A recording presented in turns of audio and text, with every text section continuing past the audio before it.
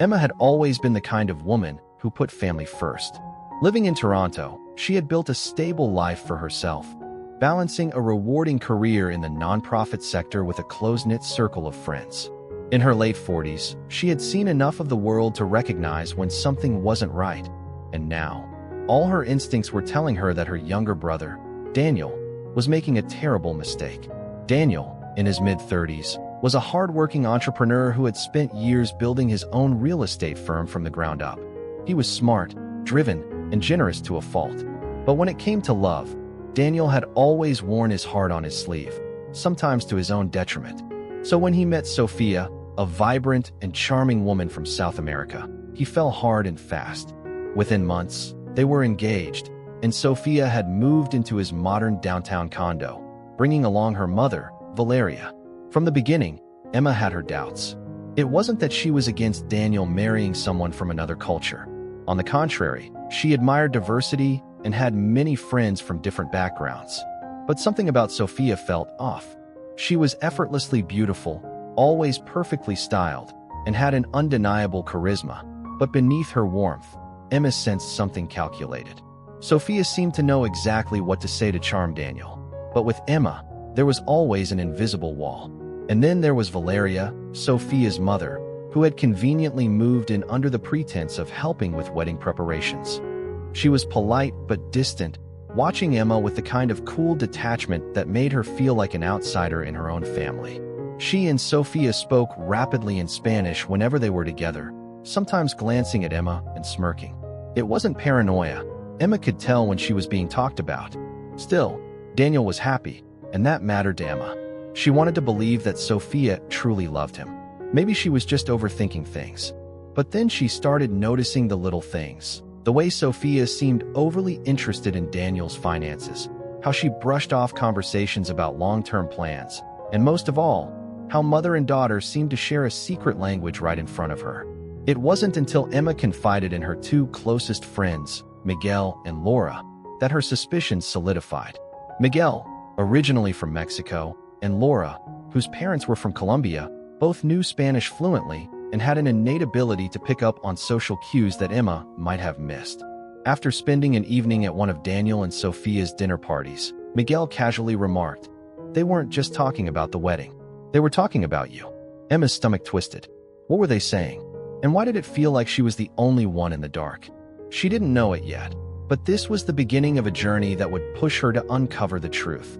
One that would test her patience, her intelligence, and ultimately, her loyalty to the brother she had always sworn to protect. At first, Emma told herself she was overreacting.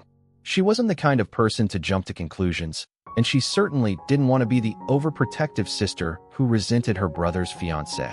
But as the weeks went by, the uneasy feeling in her stomach refused to go away. Something wasn't right. She started noticing the way Sophia and Valeria acted around her.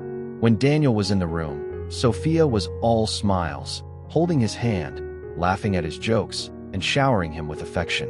But the moment he stepped out, whether to take a phone call or grab something from another room, her demeanor would subtly shift. Her polite smile would fade, her eyes would grow colder, and a flicker of something, annoyance, amusement, would pass between her and Valeria. It was quick, almost imperceptible, but Emma caught it. She was being watched, measured, like an outsider in her own family. The real warning sign came one evening at dinner. Daniel had invited Emma over for a home-cooked meal, one that, conveniently, Sophia and Valeria had no intention of cooking. Instead, they ordered takeout from an upscale Peruvian restaurant, brushing off Daniel's offer to help. "You work so hard, mi amor," Sophia had cooed, stroking his arm. "Let us take care of you." Emma had smiled, but something about the way Sophia said it, like she was playing a role more than expressing genuine affection, made her uneasy. The evening went smoothly at first. Over dinner, Daniel talked excitedly about his company's latest project, and Sophia listened attentively, asking just enough questions to seem interested but never enough to sound truly invested. Emma couldn't help but notice how often Sophia steered the conversation toward finances, his investments, his properties, even his insurance policies. Then came the moment that made Emma's skin crawl. She had just stepped into the kitchen to grab more wine when she heard hushed voices behind her. Sofia and Valeria were speaking in rapid Spanish, their tones low but urgent. Emma didn't understand the language, but she recognized the way people spoke when they thought they wouldn't be overheard. She inched closer to the doorway, straining to pick up a word, any word, but all she caught were a few phrases.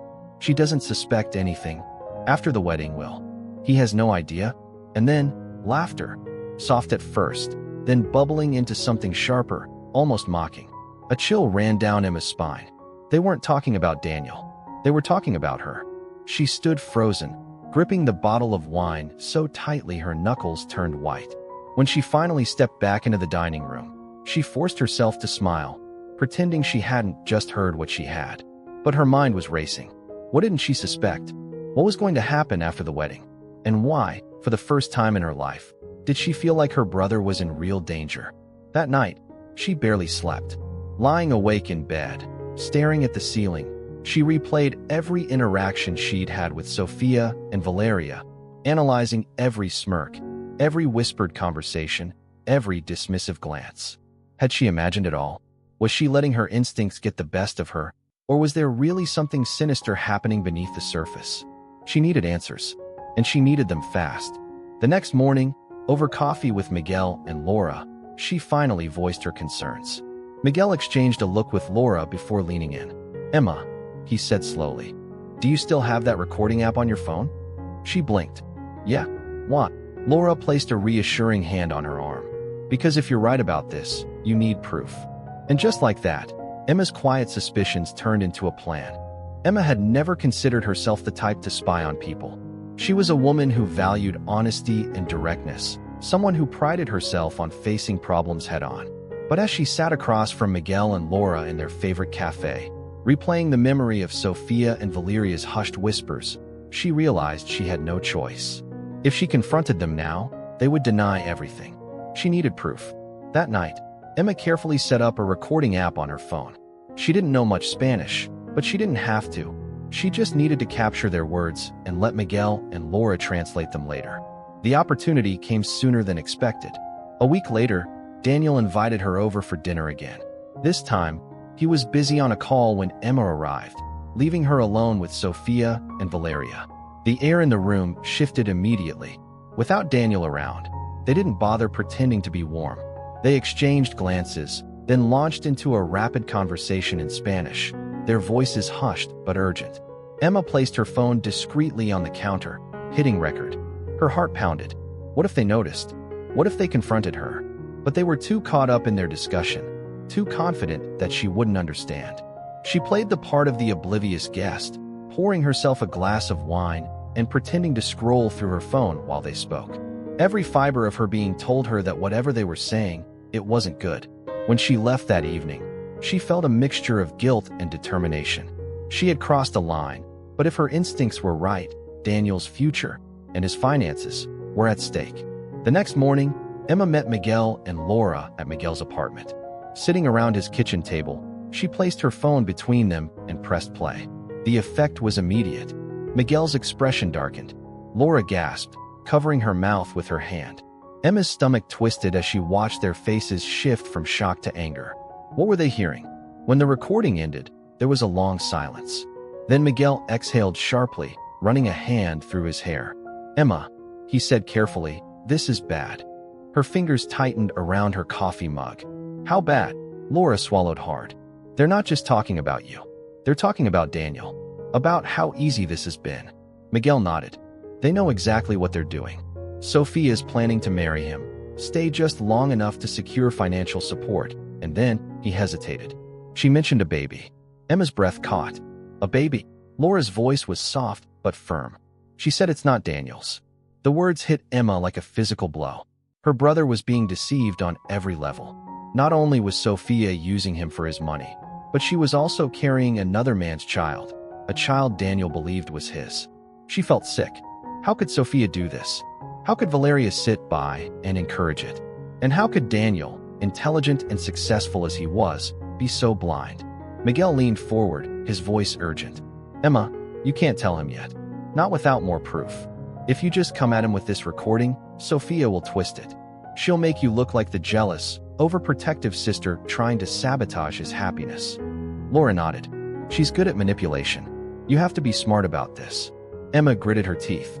They were right. Daniel was in love. He wouldn't want to believe any of this, and Sophia would take advantage of that. If Emma wanted to protect him, she had to be strategic. She exhaled, steeling herself.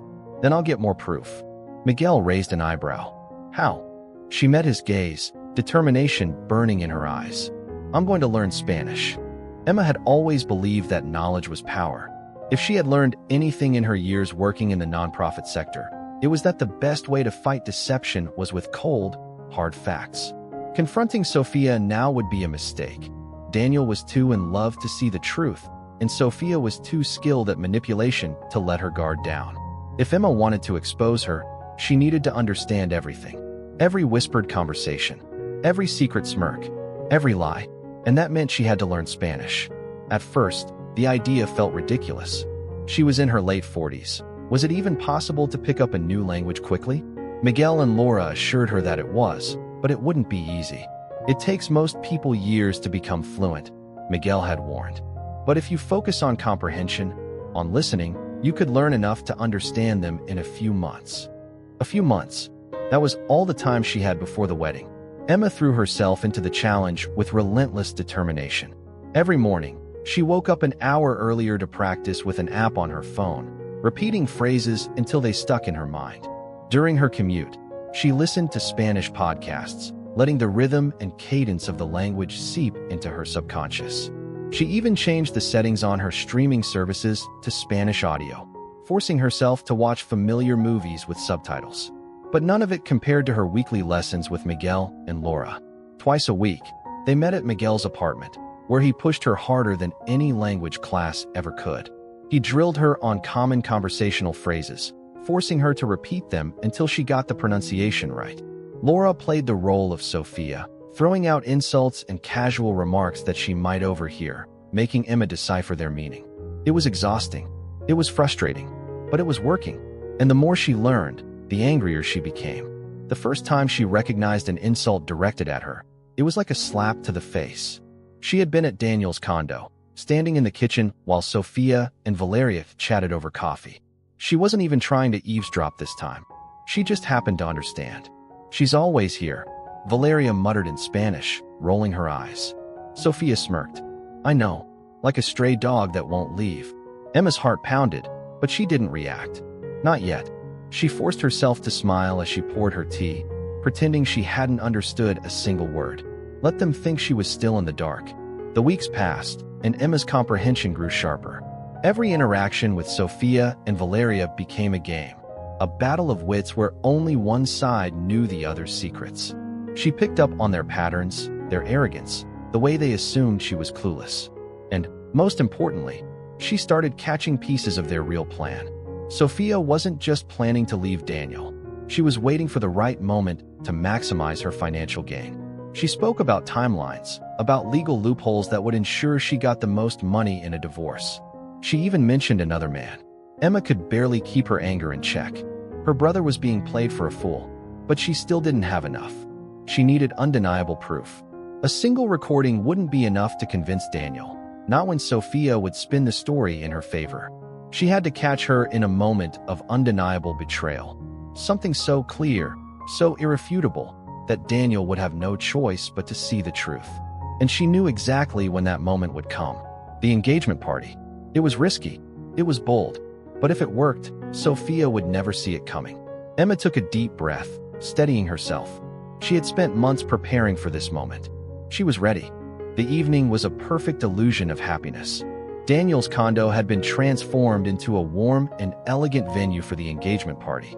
The soft glow of fairy lights reflected off crystal glasses as guests mingled, sipping expensive wine and exchanging well wishes.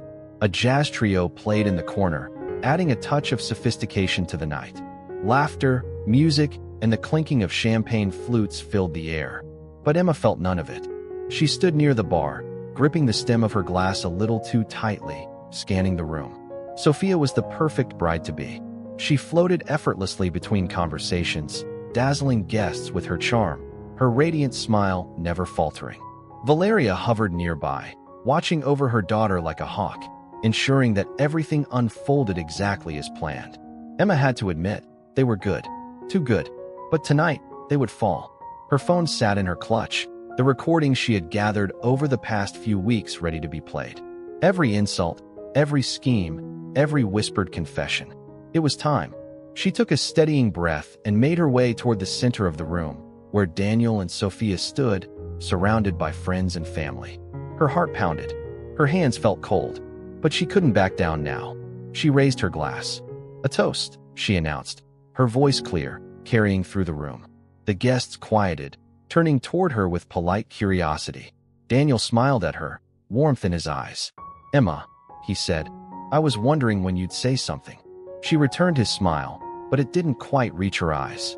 She looked past him, straight at Sophia. The woman's expression was unreadable, but Emma caught the slight tightening of her jaw, the first crack in her mask. Emma lifted her glass higher. "To my brother, Daniel," she said, her voice steady. "A man who has always been generous, kind, and trusting." She let that last word linger, her gaze never leaving Sophia's. A murmur rippled through the crowd. Sophia's smile twitched, but she quickly covered it with a laugh. "Well," she said, slipping an arm through Daniel's, "that's a wonderful thing to say. Cheers." Emma didn't drink. Instead, she reached into her clutch and pulled out her phone. "But you know," she continued, her tone still light, "trust is a fragile thing. Once broken, it's nearly impossible to put back together." Sophia stiffened. Emma tapped her screen, and suddenly, the party was filled with a different kind of music. The sound of Sophia's voice, recorded in secret, dripping with contempt. "She doesn't suspect anything. After the wedding will. He has no idea." Gasps erupted around the room. People turned, eyes widening in confusion and shock. Daniel froze. Then came the next part, the real dagger to the heart. Sophia's voice, laughing. "The baby isn't even his." Silence fell over the party like a heavy blanket. The music stopped. The clinking glasses, the murmured conversations, all gone. Daniel looked like he had been punched. "What?" he whispered, his voice barely audible. Sophia was pale now, her mouth opening and closing as she struggled to regain control. This isn't real," she stammered. "This is taken out of context. Emma is just. She's jealous. She's trying to ruin this for us." Emma tilted her head. "Out of context? Do you want me to play more?" Sophia's eyes darted around the room, searching for an ally. Even Valeria had gone rigid beside her, her face a mask of barely concealed panic. Daniel took a step back, his breathing ragged. "Is it true?" he demanded. His voice was raw, broken. "Tell me right now, Sophia. Is the baby mine?" Sophia's silence was the only answer he needed. The seconds stretched. The weight of the moment pressed down on everyone. Then, Daniel turned away. Sophia reached for him, but he jerked back like she had burned him. The guests whispered. Some looked horrified, others simply awkward, unsure whether they should stay or leave. Emma felt a pang of sympathy for her brother. He didn't deserve this. Sophia's face hardened. The charm, the sweetness, it all vanished. She straightened her shoulders, tossing her hair back. "You think you're so clever, Emma," she spat. "But you just ruined your brother's life. I could have given him a beautiful future, a family. And now..." She gestured around the room, her lips curling. "Now, he has nothing." Emma met her gaze, unwavering. "No," she said quietly. "He has the truth." Sophia scoffed, then turned sharply on her heel. Valeria followed, but not before throwing Emma a glare so venomous it could have cut glass. And just like that, they were gone. The party was over. The silence that followed Sophia's departure was thick and suffocating.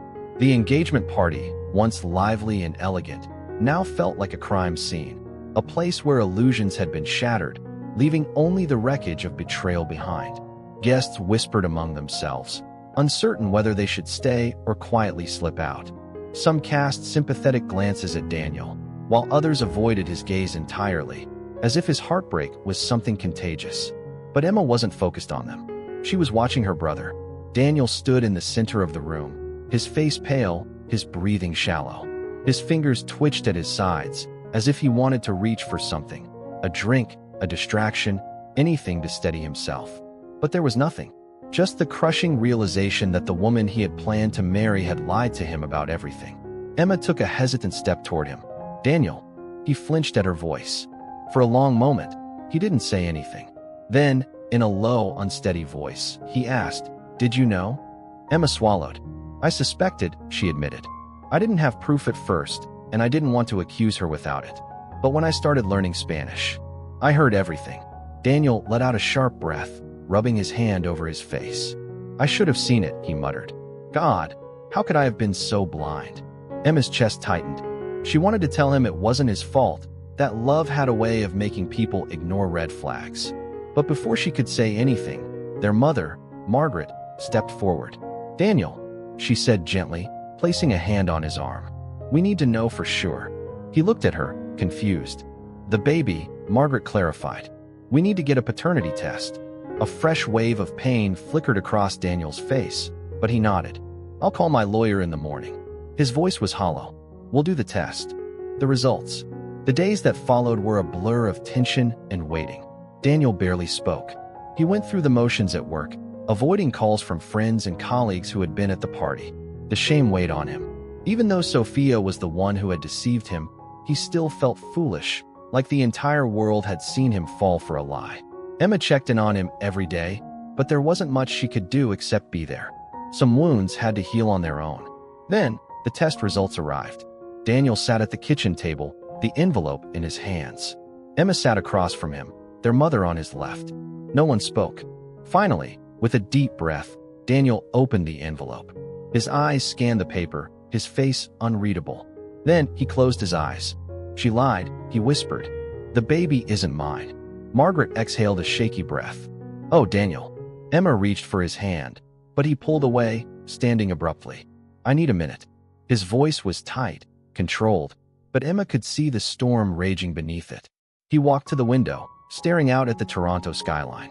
For the first time in months, he wasn't looking toward a future with Sophia. He was looking at the mess she had left behind. Margaret spoke softly. "You can fight this, sweetheart. Legally, she won't be able to take anything from you now." Daniel let out a bitter laugh. She already took enough. A final confrontation. The next day, Sophia showed up at Daniel's condo. Emma was there when it happened, sitting in the living room as Sophia stormed in, Valeria trailing behind her. Sophia's face was a perfect mask of outrage and desperation. "You're actually going through with this?" she snapped. "You're leaving me with nothing?" Daniel stood firm. "You left yourself with nothing." Sophia scoffed. "Daniel, come on. We had a life together. You loved me." Daniel's expression was unreadable. "I did, but the woman I loved never existed." Sophia's bravado wavered. She turned to Valeria, who stepped forward with an air of forced authority. "We can discuss this like adults," Valeria said smoothly. "Perhaps a settlement." "No," Daniel interrupted. His voice was steady, stronger than it had been in weeks. "I owe you nothing." Sophia's lips pressed into a thin line. Then, with a toss of her hair, she turned on her heel and walked out. For good this time. Emma let out a breath she hadn't realized she was holding. It was over. In the weeks following Sophia's departure, the dust began to settle. The storm she had unleashed on Daniel's life was finally over, but the damage lingered like the remnants of a harsh winter storm. The engagement was off, the wedding was canceled, and Sophia had vanished from their lives. Yet, the emotional wreckage she left behind couldn't be erased overnight. Daniel struggled. At first, he buried himself in work, avoiding conversations about what had happened. His pride was wounded, his trust shattered. He wasn't just mourning the loss of a relationship. He was mourning the version of himself that had believed in it. Emma knew better than to push him. She checked in on him often, leaving meals at his door when he refused company, reminding him in small ways that he wasn't alone. Their mother, Margaret, did the same, quietly making sure he had support, even if he wasn't ready to accept it. Then, one evening, he surprised them. He showed up at their family home in Mississauga, looking exhausted but lighter somehow, like he had finally begun to let go of the anger weighing him down. Emma opened the door, eyebrows raised. "Daniel." He offered a small smile. "Thought I'd stop by for dinner, if that's okay." Margaret, hearing his voice, rushed to the door. "Of course it's okay, sweetheart." She cupped his face for a brief second before pulling him into a hug. For the first time in weeks, Daniel allowed himself to be home. New beginnings. As time passed, Daniel began to heal. He learned to laugh again, to trust himself again. He wasn't ready for love, not yet, but he no longer saw himself as a fool for believing in it. And then, one day, he met Jenna. They met through work, a casual introduction that turned into a late-night conversation over coffee. She was kind, intelligent, and refreshingly honest, a stark contrast to the web of lies he had just escaped. He didn't rush into anything, but for the first time in a long time, he felt like maybe, just maybe, he could open his heart again. And Emma? She kept learning Spanish. What had started as a mission to uncover the truth had become something more. She had fallen in love with the language, the way it rolled off the tongue, the way it connected her to new people and cultures. She no longer studied out of necessity, but out of passion. Luisa and Carlos continued to support her, turning study sessions into casual hangouts. They laughed about how her Spanish had improved so much that she could now roast them in their own language. What had once been just a friendship of convenience had turned into something real, something lasting. One evening, as she sat at a cafe downtown, flipping through a Spanish novel, her phone buzzed. It was Daniel. "Thank you."